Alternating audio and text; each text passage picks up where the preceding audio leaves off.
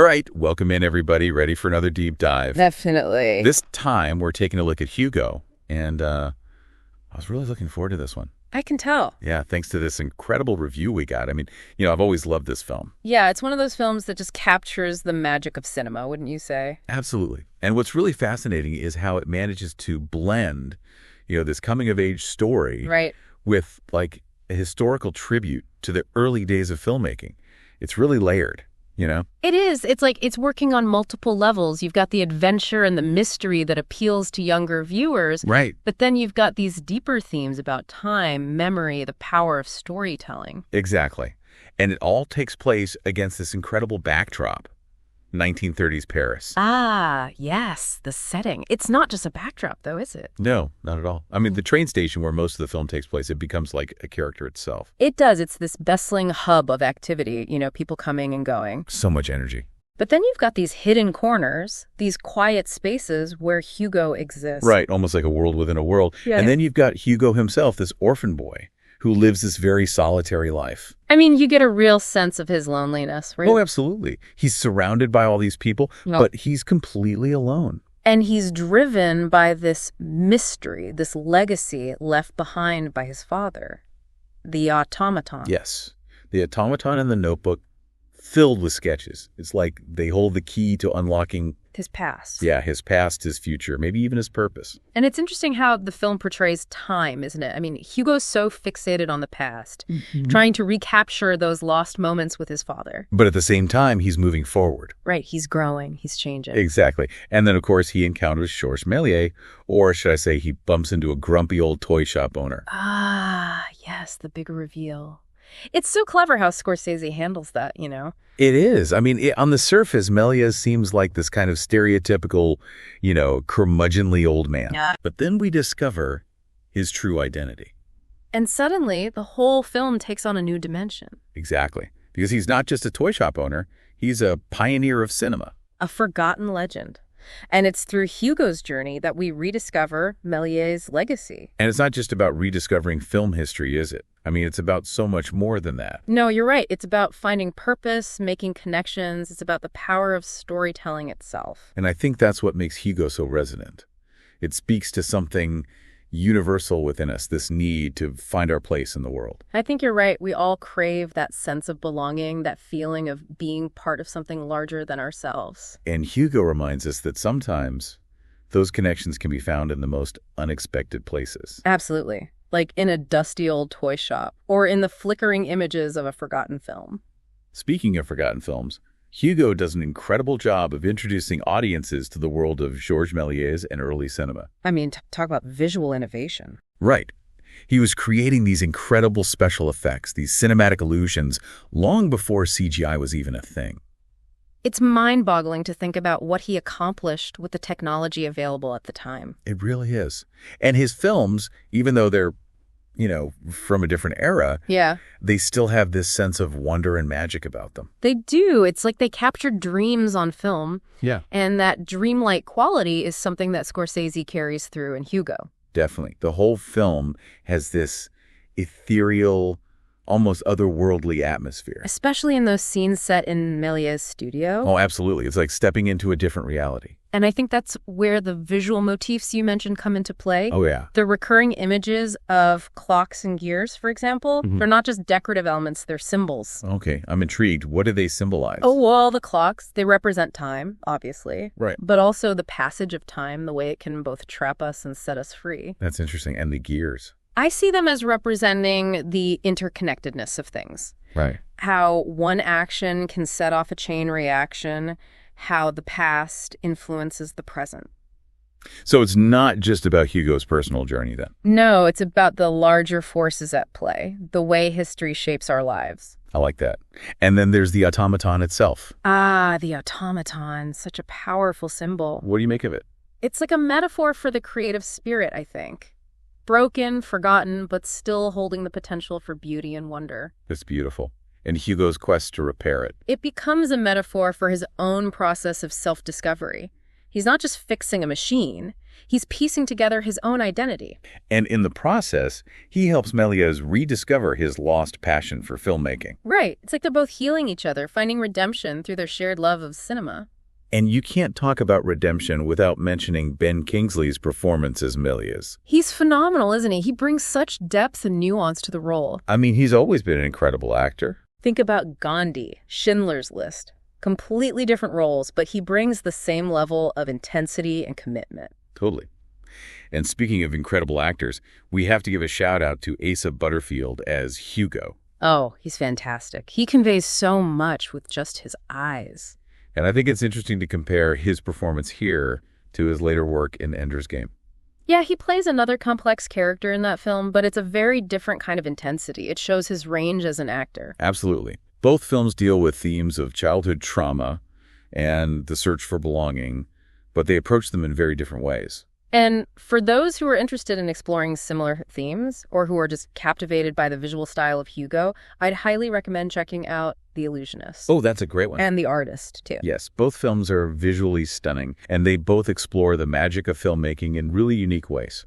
I think they're great examples of how cinema can transport us to different times and places, how it can make us feel things we wouldn't otherwise feel. And that's something that Hugo does so well. Yeah. Wouldn't you say? It's not just a film, it's an experience. It is. It's a love letter to cinema, a celebration of the power of storytelling, and a reminder that even in the darkest of times, there's always a flicker of magic waiting to be discovered. Beautifully said. And it sticks with you, you know? Even after you've seen it, those images, those themes, they stay with you. They do. And one of the things I keep coming back to is this tension between order and chaos that runs throughout the film. Ah, yes. That's a really insightful observation. Like you were talking about the clocks and gears earlier, Right. and how they're not just visual elements, they're symbols. I was wondering if we can maybe unpack that a little bit more. Sure, yeah. Well, the clocks, they obviously represent time on a literal level, but I think they also represent Hugo's internal state. Remember how structured his life is, how meticulous he is with those clocks? Oh, absolutely. He's got his routine, his schedule, everything's very precise. Exactly. And that precision, it's almost like a defense mechanism, a way of creating order in a world that feels chaotic and unpredictable. Okay, I see where you're going with this. So the clocks represent his need for control. Yeah, his attempt to impose order on his life, on time itself. But of course, time can't be controlled, can it? No, and the film makes that very clear, I think.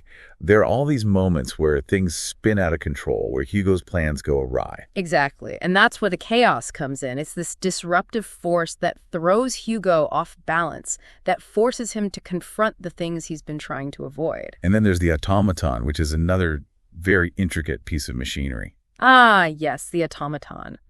It's almost like a mirror to Hugo's soul, wouldn't you say? Broken, incomplete, searching for a missing piece. That's a great way to put it. And I think that search for completion, for wholeness, is something that resonates with a lot of people, you know? I think you're right. We all have those parts of ourselves that feel broken or incomplete. Those things we're trying to fix or figure out. Exactly. And Hugo suggests that maybe the answer isn't about trying to control everything, about making everything perfect.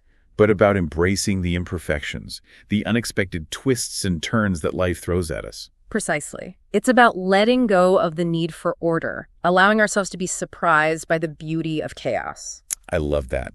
And it ties in so beautifully with another important theme in the film, the power of imagination. Ah, yes, imagination, the lifeblood of cinema, wouldn't you say? Absolutely. And it's something that Scorsese celebrates throughout the film. I mean, think about those flashback scenes to Méliès's early filmmaking days. Oh, they're so vibrant, so full of life, and the use of color in those scenes is really striking. Yes. Remember how everything's bathed in these warm golden hues? It's like stepping into a dream, and it's such a contrast to the cooler, almost desaturated tones of Hugo's world in the present. It is. It's like the color palette itself is reflecting the difference between a world fueled by imagination and a world that's lost its spark. And you see that reflected in the character Méliès himself, don't you? In the flashbacks, he's this exuberant creative force. Full of passion and wonder. But in the present, he's become disillusioned, almost defeated. It's heartbreaking to see how the spark has gone out of him. And it makes you realize how precious that creative spark is, how easily it can be extinguished. And yet, the film also suggests that it can be rekindled, doesn't it? Right. Through Hugo's persistence, Méliès starts to remember the magic he once created. It's like a light coming back on inside of him. That scene where Hugo shows him the restored automaton. Oh, that gets me every time. You see this flicker of recognition in Méliès' eyes. A glimmer of hope. It's like he's rediscovering a part of himself that he thought was lost forever. And it speaks to the transformative power of art, doesn't it? How it can heal, inspire, reconnect us to those lost parts of ourselves. Absolutely. And it's not just about escapism, is it? It's about finding meaning and purpose in a world that can often feel chaotic and meaningless. I think you're right. Hugo touches on some pretty existential themes, wouldn't you say? It does, like what it means to leave a legacy, to create something that will outlast our own mortality. Exactly. And that idea of legacy is woven into the film's narrative in so many ways. You see it in Hugo's quest to understand his father's work. In Méliès' rediscovery of his lost films. And in the film itself, which serves as a tribute to the enduring power of cinema. It's almost as if Scorsese is saying, look at these stories, these images, they transcend time. They connect us to something larger than ourselves. And that's where the film's social commentary comes in, I think. By setting the story in 1930s Paris, a time of great social and economic upheaval. Right. Scorsese subtly highlights the disparities between those who have and those who has not. Hugo, as an orphan living in poverty, represents those who are marginalized, forgotten. And Méliès, despite his past success, has fallen into obscurity. He's almost a ghost haunting the corridors of the train station. And yet they find solace and connection through their shared love of cinema. It becomes this bridge between them, a reminder that art has the power to transcend boundaries and unite us. Those flickering images on the screen become a shared language, a way of communicating across cultures, across generations, across time itself. And that's what makes Hugo such a powerful and enduring film, I think.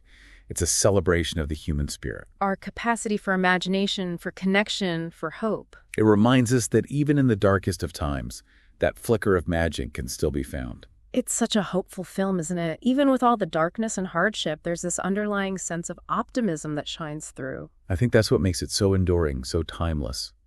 It speaks to that part of us that always wants to believe in the possibility of magic, even when the world feels bleak. Exactly. And it's interesting to think about how Hugo itself fits into the larger context of film history.